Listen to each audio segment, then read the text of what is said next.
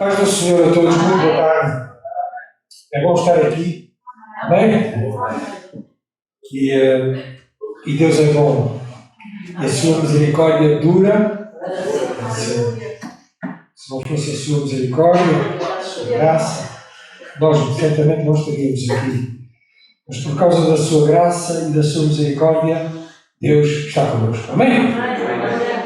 E graças a Deus, porque nós vamos agora meditar na palavra de Deus e vamos interromper as meditações e as pregações em Marcos que estávamos a fazer, ficamos lá no capítulo 4, e vamos agora voltar para a Epístola de Filipenses. Na verdade, nós, há 10 anos atrás, em 2011 e também em 2012, já falamos aqui nesta carta, que é chamada a Carta da Alegria, e Filipenses é uma epístola que eu gosto muito, do apóstolo Paulo. Então, passados 10 anos, nós vamos retornar lá à prisão onde Paulo estava, que era Roma, e vamos ver quão atual é esta carta para cada um de nós. E eu creio que o Espírito Santo, nosso Deus, vai falar através desta epístola à nossa igreja aqui. E vamos então fazer uma primeira leitura, depois vamos orar. Filipenses, capítulo 1, e vamos ler os primeiros 11 versículos. Amém? Amém. Então diz assim a palavra do nosso Deus, Filipenses, capítulo 1. Paulo e Timóteo, servos de Jesus Cristo, a todos os santos em Cristo Jesus que estão em Filipos, com os bispos e diáconos, graça a vós e paz da parte de Deus, nosso Pai, e da do Senhor Jesus Cristo. Dou graças ao meu Deus todas as vezes que me lembro de vós, fazendo sempre com alegria oração por vós em todas as minhas súplicas, pela vossa cooperação no Evangelho desde o primeiro dia até agora. Tendo por certo isto, que aquele que em vós começou a boa obra, a aperfeiçoará até ao dia de Jesus Cristo. Como tenho por justo sentir isto de vós todos, porque vos retenho em meu coração, pois todos vós fostes participantes da minha graça, tanto nas minhas prisões, como na minha defesa e confirmação do Evangelho. Porque Deus me é testemunha das saudades que de todos vós tenho, em entranhável afeição de Jesus Cristo. E peço isto, que o vosso amor aumente mais e mais em ciência e em todo o conhecimento, para que aproveis as coisas excelentes, e para que sejais sinceros e sem escândalo algum até ao dia de Cristo, cheios de frutos de justiça, que são por Jesus Cristo, para a glória e louvor de Deus. E nós dizemos amém. Vamos orar. Paizinho querido, damos-te graças mais uma vez pela oportunidade que tu nos dás de estarmos aqui reunidos em teu nome para celebrar a tua vitória, a vitória da cruz, e também, Senhor, para te adorar. Já o temos feito, Senhor, e queremos continuar a fazê-lo. E agora, Senhor, ao meditar na tua santa e bendita palavra, que nos possas dar ouvidos para ouvir, que nos possas dar uma mente aberta para entender aquilo que o Espírito quer falar. E também, Senhor, venha alargar os nossos horizontes para compreendermos as riquezas da tua graça, para compreendermos o teu plano para cada um de nós, o teu propósito, para também percebermos o quão bom é sermos teus filhos. E nós estamos gratos porque tu um dia olhaste para nós e nos salvaste por Jesus Cristo. E nós oramos no seu nome. Amém. Amém. A cidade de Filipos era uma cidade muito importante lá na Mesopotâmia. Estava situada no vale, estava rodeado de algumas montanhas e estava a 13 metros do mar Egeu. E também era uma colónia romana, ou seja, significava que Filipos era controlada pelo Império Romano. E era muito importante também porque tinha a célebre Via Enácia, que ligava Roma à Ásia Menor. Então era um ponto de passagem, um ponto comercial, um ponto onde aconteciam muitas coisas. Era uma cidade muito importante ali naquela Mesopotâmia, naquela zona. E esta carta foi escrita pelo apóstolo Paulo. E quando é que foi escrita? Pensa-se que foi por volta do ano 60, embora não seja consensual, isto alguns pensam 58, outros pensam 62. O mais importante é saber que foi mesmo pelo período do ano 60, depois de Cristo, e Paulo estava preso, e isto é mais ou menos consensual, em Roma. Estaria preso em Roma, e provavelmente esta carta foi ditada.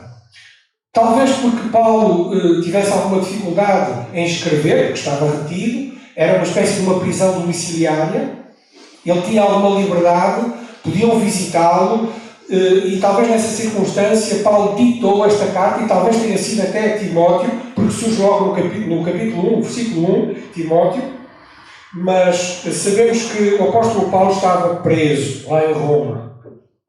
É uma carta com um cunho muito pessoal. Ele escreve com o seu coração e escreve àquela igreja de uma forma apaixonada e pessoal, personalizada até. Ele dá testemunho de si próprio, daquilo que tinha acontecido. Então é uma carta quase de amor, podemos dizer assim, àquela igreja. Igreja que ele ajudou a fundar, pela graça de Deus, e já vamos ver como é que tudo começou ali. E então ele estava com grande saudade daquela igreja. E vamos ver agora os destaques principais desta carta. E o primeiro grande destaque que sobressai nesta carta é a profunda gratidão que o apóstolo Paulo tinha por aquela igreja, pelos filipenses. E um dos objetivos então desta epístola foi Paulo manifestar o seu amor, a sua gratidão à igreja. Porque precisamente esta igreja tinha enviado através de Epafrodito uma oferta e ajuda a Paulo, quando estava preso. Então Paulo escreve esta carta, esta é uma carta de reconhecimento, da gratidão àquela igreja. Hoje alguns obreiros recebem ofertas e muitas vezes não são gratos pelas ofertas. Mas graças a Deus que temos aqui um exemplo, uma carta pelo menos foi escrita só para agradecer as ofertas da igreja. E esta igreja em Filipos, lá, era uma igreja militante, tinha bom testemunho, e Paulo então aqui expressa o seu amor, a sua saudade a esta igreja. Será o primeiro grande destaque desta carta. O segundo destaque é que esta é uma carta cristológica. O que é que isto quer dizer? Quer dizer que a pessoa do Senhor Jesus Cristo, ele sobressai nesta carta. Especialmente no capítulo 2, nós vemos aqui a pessoa do Senhor Jesus Cristo e esta centralidade da sua obra, a obra de Jesus. E vemos aqui também Jesus como o nosso exemplo de humildade, de entrega, de serviço cristão. Então é uma carta cristológica. Exalta-se a centralidade de Jesus Cristo. Uma boa igreja é uma igreja que exalta a centralidade de Jesus Cristo. Amém? E nós acreditamos que somos uma igreja assim. Também é uma carta exortativa, ou seja, há exortações aqui, há perseverança, há exortações ao amor fraternal, há exortações à humildade, à santidade. Isto percorre toda a carta. Há também advertências contra maus ensinos, contra os maus obreiros, que alguns pregavam por porfia, outros por inveja, mas o que importa era que Cristo fosse anunciado. Tudo isto é dito nesta carta.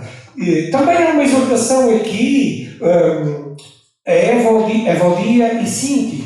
Estas duas irmãs que eventualmente estavam no serviço do Senhor, que até teriam alguma responsabilidade.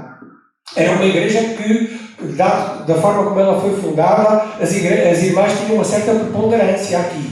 Vamos já ver.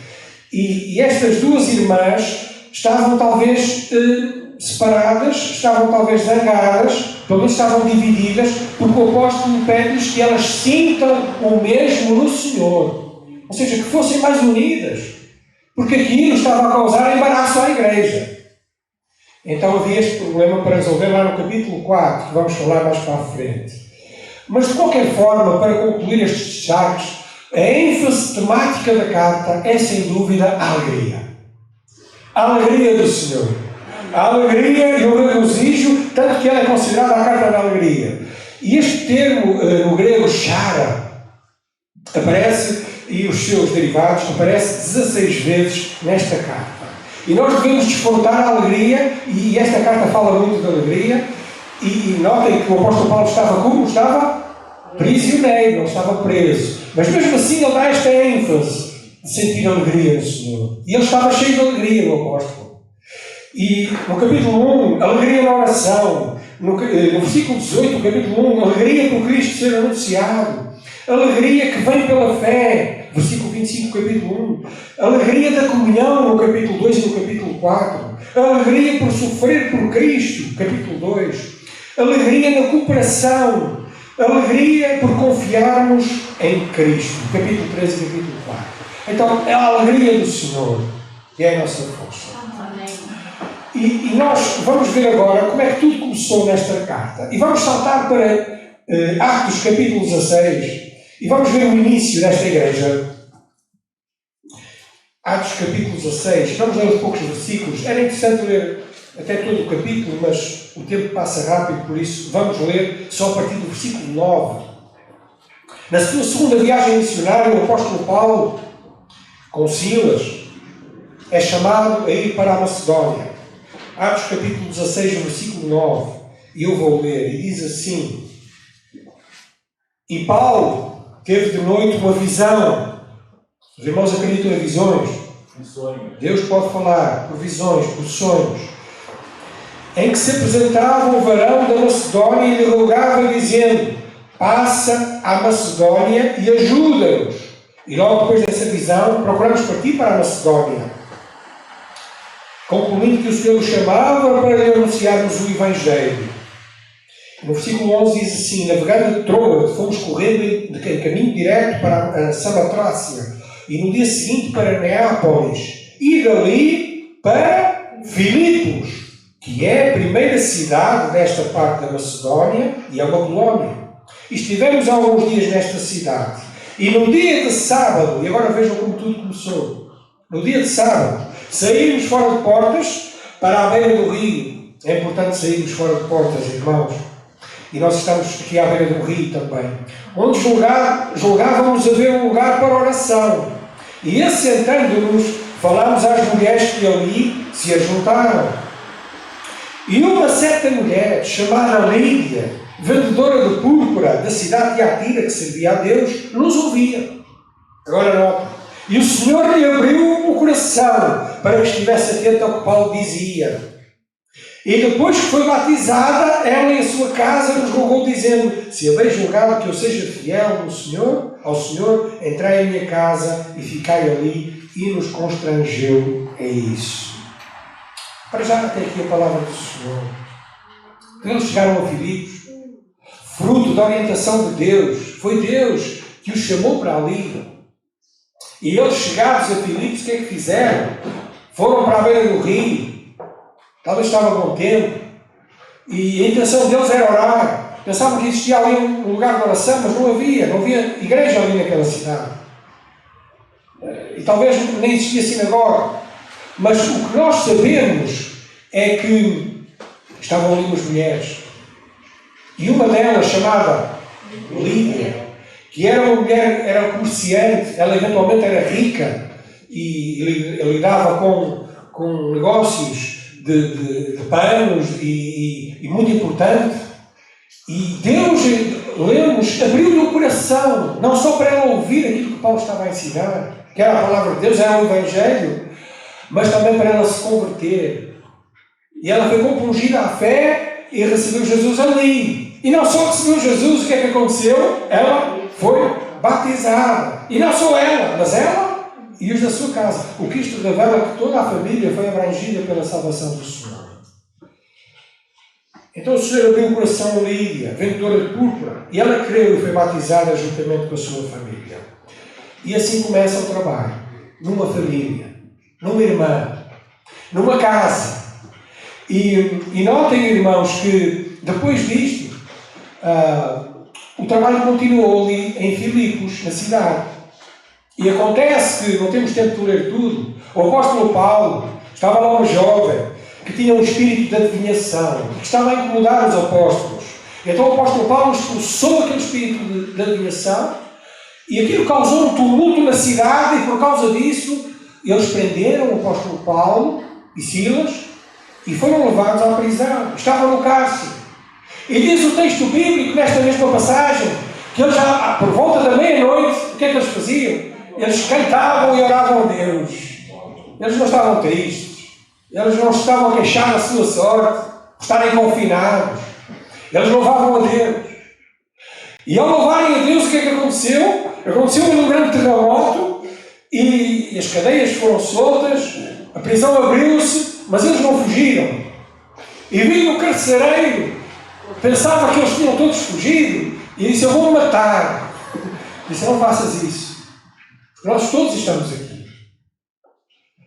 E ele, compungido por aquela grande obra de Deus, por todo aquele movimento que Deus fez com os apóstolos, talvez ele ouviu o que eles cantavam, talvez ele foi ficando tocado. E ele disse: senhores, o que é necessário que eu faça para me salvar? Versículo 30 deste mesmo capítulo. O apóstolo Paulo, juntamente com os outros, disse: creia no Senhor Jesus Cristo e serás salvo, tu e a tua casa. E o mais maravilhoso, irmãos, é que ele não só ouviu este desafio, este convite de crer no Senhor Jesus Cristo para ser salvo, mas ele entregou-se a Jesus, ele creu a Jesus. Ele creu e depois levou-os para casa, lavou as costas, porque ele tinha chicoteado, talvez ele ou os soldados, o apóstolo Paulo e os outros, e houve ali realmente o reforço da comunhão e da obra de Deus. Toda a sua casa recebeu Jesus e também todos foram batizados. Assim começa a igreja em Filipos. Começa com oração, começa com testemunho, evangelismo, começa com sem medo de ir preso, começa com um arrojo de uma coragem que vem do Espírito Santo de testemunhar de Jesus. Começa com conversões, começa com famílias, começa uma igreja que começa com transformação de vidas, com libertação. E isto é algo maravilhoso. Assim começa Filipos. Vemos estas duas famílias, talvez eles depois se reunirem na casa de Lídia, vemos isso pelo contexto depois mais tarde, algumas cartas, mas a igreja depois cresceu e foi abençoada. E voltando agora para Filipenses novamente, queridos irmãos e irmãs, vamos meditar em alguns versículos deste trecho que lemos e vamos ver que Filipenses, a carta é endereçada, logo no versículo 1. Aqui, neste tempo, as cartas funcionavam ao contrário. Nós hoje, quando escrevemos uma carta, e escrever uma carta hoje está completamente em desuso, mas escrevemos e-mails, não é? Nós normalmente assinamos no final, não é? No fim. Mas neste tempo, assinava-se no princípio. Então Paulo apresenta-se logo no início. E para quem é que é a carta? E a carta é dirigida a quem? Então, diz aqui no versículo 1. Aos santos, ou seja, a toda a igreja, não é? E também aos santos que estão em Filipos e também com os bispos e os diáconos. Então esta carta foi escrita para toda a igreja, que era liderada pelos bispos e pelos diáconos. Então, embora os destinatários primários sejam e fossem esta igreja em Filipos, lembramos que isto é a palavra de Deus que estamos a ler. E ela, embora seja primariamente destinada a Filipos, e esta igreja, ela também é destinada para quem? Para nós, para ti e para mim. Porque ela é a palavra de Deus. E a palavra de Deus, nos seus princípios, nas suas orientações, ela não tem só um destinatário, ela tem vários. E ela hoje quer falar também à tua vida, nesta tarde. E então, vemos aqui também a pluralidade da liderança, que é algo esquecido nos nossos dias.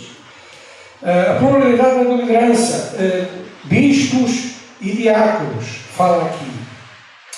Bispos no plural, e a palavra é episcopos, que significa supervisor, ou significa guia, significa líder, e ela é sinónima, noutras passagens, também de presbítero, de ancião, de pastor, ou guia mesmo assim. Portanto, esta palavra bispos não é o que está acima dos pastores, mas é um pastor que está na igreja, é um presbítero, é um ancião. Já temos falado nisto anteriormente. E Paulo aqui descreve no versículo 3, avançando um pouco: dou graças a Deus, ao meu Deus, todas as vezes que me lembro de vós, fazendo sempre com alegria oração por vós em todas as minhas súplicas. Dou graças a Deus. Então Paulo escreve com gratidão a Deus em primeiro lugar, e depois ele ora com alegria pelos irmãos. Ora por Lídia, ora por aquele carcereiro, ora por aqueles que se salvaram entretanto, ora por aqueles que estavam a ser discipulados, ora pelos líderes que estavam lá que ele conhecia. Ele ora com gratidão a Deus, ele ora com alegria. E também expressa a sua saudade no versículo 8.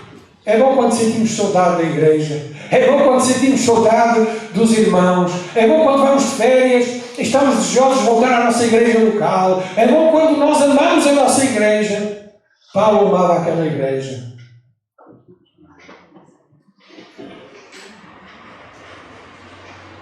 Gratidão na prisão. É o título desta mensagem. Falei, gratidão na prisão. Tantas vezes falta-nos verbalizar a gratidão uns aos outros. Tantas vezes nós temos preguiça, temos vergonha, porque também não faz parte muito da nossa cultura nós dizermos bem do que está bem. Nós abençoarmos a vida do nosso irmão. Nós dizemos bem da nossa esposa, dos nossos filhos. E os filhos dizerem bem dos seus pais. Nós dizemos bem e reconhecermos quem nos faz bem.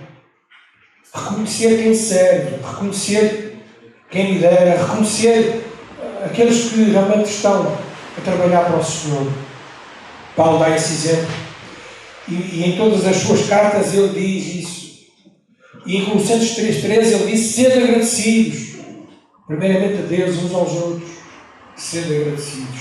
Então cultivemos este hábito na nossa vida cotidiana de agradecer a quem nos faz bem, de incentivar os nossos irmãos. E nas nossas orações, oremos dessa forma positiva: Senhor, abençoa o meu irmão, abençoa a minha irmã. Não só orar pelos doentes, mas também orar, fisicamente falando, mas também orar por aqueles que não estão doentes. Incentivemos-nos uns aos outros. A gratidão é da vontade de Deus. O povo de Deus deve ser um povo grato. E depois vamos ao versículo 6, queridos irmãos, para avançar. O apóstolo Paulo diz-lhes a eles: tendo por certo isto, que aquele que em vós começou a boa obra, a aperfeiçoará até o dia de Jesus Cristo. A obra que Deus começou em ti e em mim, pode estar certo que Ele está a aperfeiçoá-la. Pode estar certo que Ele está a limar a nossa vida. Até quando? Até o dia de Cristo. Quando é que é este dia? Até à volta de Jesus. Ou quando nós morremos. É o Senhor que começa. É o Senhor que aperfeiçoa. É o Senhor que completa a sua obra em ti e em mim. Temos segurança da salvação eterna. Por isso mesmo. Porque é Ele que começa a nossa salvação. É Ele que segura a nossa salvação. É Ele que está a aperfeiçoar a nossa salvação. Todos os dias. De uma forma prática e evidente. E não perdemos a nossa salvação precisamente por isto. Porque conforme temos estudado nesta igreja, estamos seguros nas mãos de Jesus, nas mãos do Pai. Conforme diz lá João, capítulo 10, versículo 27 a 30. Estamos seguros nas mãos do Pai de Jesus. E além disso, é Deus quem nos guarda de tropeçar. Amém. É o que diz Judas. Judas, o livro da Bíblia. Judas, versículo 24 e 25. Por isso, irmãos, sabe uma coisa? Ainda que a sua vida parece que não está a andar para a frente, Deus está a aperfeiçoar-te. Deus está a animar-te. Deus está a trabalhar contigo. E às tantas, nas circunstâncias difíceis e no choro da tua vida, é aí que Deus está a trabalhar. Mas eu acredito que ontem já não somos iguais a hoje, porque Deus está a aperfeiçoar-nos, Deus está a trabalhar-nos. E se assim não acontece, se nós não notamos mudança na nossa vida, então temos que pensar se já nascemos de novo, se já somos salvos, se já Jesus veio habitar no nosso coração. Porque a partir do momento em que o Espírito Santo vem morar na nossa vida e nós recebemos Jesus, a obra do Senhor começa sempre a ser progressiva. Não quer dizer que não tenhamos falhas, não quer dizer que não tenhamos quedas, mas em tudo isso Deus aperfeiçoa-nos e vai abençoando-nos. Na parte final do versículo que nós lemos, do versículo 9 ao 11, Paulo ora aqui e incentiva os filipenses a crescerem no amor, a crescerem no conhecimento da ciência, a crescerem realmente naquilo que Deus está a fazer. E é precisamente neste crescimento que nós devemos procurar. O crescimento que vem pela palavra de Deus, o crescimento que vem pela oração, o crescimento que vem por virmos à casa do Senhor, o crescimento que vem por nós termos um coração grato. É nesse crescimento constante, perseverante, que os frutos vão nascer e vão ser vistos pelas pessoas. Porque é o que diz também o versículo, na parte final, cheios de frutos de justiça, versículo 11. Cheios de frutos de justiça. E não há vida nem frutos espirituais separados de Jesus Cristo. Porque ele disse lá em João 15, eu sou a videira verdadeira e o meu Pai é o agricultor. E nós somos as varas. E para existirem frutos, temos que estar ligados a Jesus Cristo, que é a videira. Já estás ligado à videira? As pessoas notam que há fruto espiritual na tua vida. Aquele fruto e frutos de amor, de graça, de paz, de misericórdia, de perdão. Aqueles frutos de boas obras que o apóstolo tanto fala também, em Efésios, em Gálatas também. Frutos de amor. A fidelidade de Deus acontece por estarmos ligados a Cristo. Nós não conseguimos ser fiéis sozinhos a Cristo. Precisamos estar ligados a Ele. E é a sua fidelidade, é a fidelidade dele que nos faz ser fiéis. Amém? Amém. E Ele quer que nós andemos em obediência, que nós sejamos crentes fiéis, crentes dedicados, crentes que procuram buscá-lo a todo o dia, a toda a hora. Então, para terminar, algumas aplicações finais. A primeira coisa que nós vemos neste texto que nós lemos é que a gratidão e a cooperação prática na obra de Deus é primordial, é fundamental nos nossos dias. Irmãos, precisamos viver vidas gratas, vidas que estão satisfeitas com Deus. Porque uma vida grata é uma vida que está satisfeita com Deus. O coração grato é um coração feliz. Não mencioneis coisas altas e elevadas, mas precisamos estar satisfeitos com as coisas que Deus nos dá. E precisamos também cooperar mais. E nós vemos aqui que os filipenses eram uma igreja cooperante. Era uma igreja que não só olhava para si própria, mas era uma igreja que abria horizontes e que olhava para a obra missionária. Ela não se tinha esquecido do apóstolo Paulo. Mesmo ele estando lá, preso, poucos se lembraram dele. Tantas igrejas o apóstolo Paulo abriu, mas poucas se lembraram dele. Mas em os filipenses lembraram-se do apóstolo Paulo. Eles eram gratos e foram reconhecidos. Então enviaram um irmão chamado Epafrodito com uma grande oferta para abençoar a vida deste irmão, mesmo estando preso. Talvez tenham levado livros, talvez tenham levado roupas, talvez tenham levado aquilo que ele necessitava naquela altura. E isto agradou muito, irmãos, ao apóstolo. Porque ele viu que esta era uma igreja militante, era uma igreja exemplar, irmãos. Graças a Deus por esta igreja. Graças a Deus porque nós também estamos a apoiar algumas missões, alguns obreiros, algumas organizações. E queremos continuar nesse caminho, nessa senda. Porque entendemos que a obra de Deus é mais do que caluniar. Amém? É. Mas, irmãos, todos nós temos que ser cooperantes aqui. A cooperação começa aqui, entre nós. Começa de uma forma local, para ser atingido e abençoado fora também. Então esta primeira nota inicial é a cooperação e a gratidão prática que tem que acontecer na nossa vida. E a pergunta é, estás tu a cooperar com a tua igreja local? Estás tu a ser um servo, uma serva de Deus, cooperante na obra de Deus? Estás tu a desempenhar o teu dom, aquilo que Deus tem chamado? A segunda nota e aplicação que eu gostava de chamar a vossa atenção é que a nossa salvação está assegurada por Deus. Somos eleitos, somos salvos, estamos seguros por causa do amor, do poder e da misericórdia de Deus. Aquele que começou em ti a boa obra, e a obra de Deus é sempre boa, Ele vai aperfeiçoá-la e Ele vai completá-la. E se alguém está aqui nesta tarde com aquela pergunta do carcereiro de Filipos, o que é que eu posso fazer para ser salvo? Que possam ouvir a mesma resposta, que é a mesma resposta dada sempre pelas igrejas e pela verdadeira igreja do Senhor Jesus Cristo, que é crer no Senhor Jesus Cristo e serás salvo, tu e a tua casa. Ou seja, a salvação começa de uma forma individual, a salvação é pessoal e implica a fé em Jesus Cristo, naquilo que Ele é, naquilo que Ele fez, na sua obra redentora na cruz. Porque Ele morreu pelos teus pecados e pelos meus.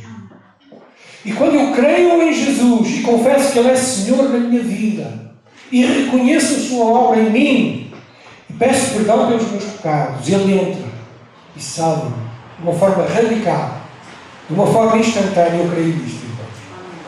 O Espírito Santo vem morar em nós. Mas esta salvação, ela alcança a família. Crer no Senhor Jesus Cristo, tu e a tua casa. Uma salvação que não é partilhada, uma salvação que não é testemunhada, é uma salvação fraca. Quando Deus verdadeiramente resgata a nossa vida, Deus alcança a nossa família. Graças a Deus por isso. Crer no Senhor Jesus Cristo e serás salvo, tu e a tua casa.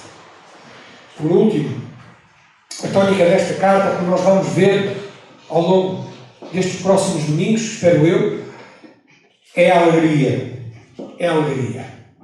E diante da prisão do apóstolo, e notem que ele não estava ali com lagosta, nem com uma grande emenda. Ele estava confinado, ele estava preso. Embora não tivesse alguma liberdade nesta primeira prisão em Roma. Notem que e não só isso, ele não só estava preso, mas a carta vai revelar que ele sentia da parte de Deus que estava próximo da morte. E ele tinha dúvidas se era melhor partir, estar com o Senhor. E ele não tinha dúvidas que era melhor isso, mas ele tinha dúvidas se tinha chegado mesmo o momento de morrer. Ou seja, nós percebemos pela carta que não só ele estava preso, mas ele sentia da parte de Deus que o seu tempo estava próximo de partida. Então vemos aqui um homem que estava a sofrer, preso injustamente, que estava próximo da morte, mas qual é o seu estado emocional? É alegria, é paz com Deus, é um regozijo contagiante, alegria. E então Paulo estimula a igreja, e a nós também, a termos muita alegria no Senhor. Lembram-se de Neemias e Esther lá, quando o povo reconstruiu as muralhas e depois a lei foi lida e o povo ao ouvir a lei entristeceu-se tanto por causa do seu pecado, por causa da sua angústia e começou a chorar e a entristecer-se muito. Mas Neemias e Esdras levantam-se e dizem: meus irmãos, podemos imaginar, podemos parafrasear, a alegria do Senhor é a nossa força. Agora não é tempo de estarmos tristes. Já estivemos separados, já estivemos num país distante, mas agora o Senhor nos trouxe de volta à casa. Amém? Amém. O Senhor nos trouxe de volta à casa. E agora é tempo de alegria, é tempo de regozijo, de dar lugar à alegria do Senhor, porque a alegria do Senhor é a nossa força. Estás cansado? Estás desanimado, querido irmão, querida irmã? Desfruta da alegria do Senhor. Ora pela alegria do Senhor, porque a alegria do Senhor é a tua força. Diante das tristezas, das agruras, das prisões e dificuldades da nossa vida, que nós nos concentremos no Senhor, na sua alegria, na sua força, no seu poder. no seu trabalho, na sua obra constante e perseveremos até o fim. Amém? Que Deus ricamente vos abençoe.